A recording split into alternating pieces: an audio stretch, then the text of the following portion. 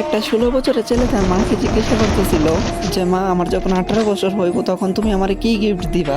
তখন তার মা মিষ্টি কণ্ঠে বলতেছিল, বাবা, তোমার যখন 18 বছর বয়স হইব তখন তুমি চাই আলমারি খুইলো, ওইখানে তোমার গিফটটা রাখা থাকবো। কিছুদিন যাইতে না যাইতে এই ছেলেটা অসুস্থ হয়ে পড়লো। তখন তার মা তারা নিয়ে ডাক্তারের কাছে গেল। তারপরে ডাক্তারে অনেক পরীক্ষা নিরীক্ষা করার পরে জানতে পারলো যে ছেলেটার 2টা কিডনি ড্যামেজ হয়ে গেছে। এই কথা শুনে তো মা পুরোপুরি ভেঙা পড়ছে, অনেক কান্না করতেছিল।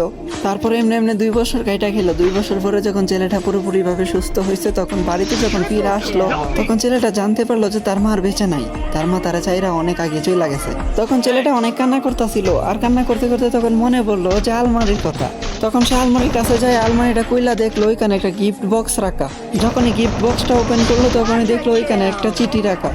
আর এই চিঠিতে লেখা ছিল, এ আমার কলিজার টুকরা। আরে ওই আমার কলিজার টুকরা, তুমি যখন অসুস্থ হয়েছিলা তখন আমি তোমার ডাক্তারের কাছে নিয়ে গেছিলাম। তখন ডাক্তারে বলতেছিল যে তোমার নাকি 2টা কিডনি ড্যামেজ হয়ে গেছিল, তুমি নাকি আর বেশি দিন দুনিয়ার আলো দেখতে পারবা না। তখন আমি এই সিদ্ধান্তটা নিছি যে আমার 2টা কিডনি আমি তোমার দিয়ে দিব।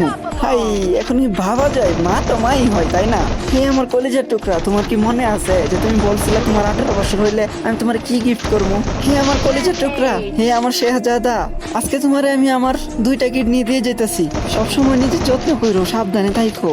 হ্যাপি বার্থডে মাই সান। আর এটাই হয় মায়ের ভালোবাসা। মায়েরা কখনো স্বার্থ খোঁজে না। আর আজকালকার ছেলে মেয়েরা মায়ের কদর করতে জানে না।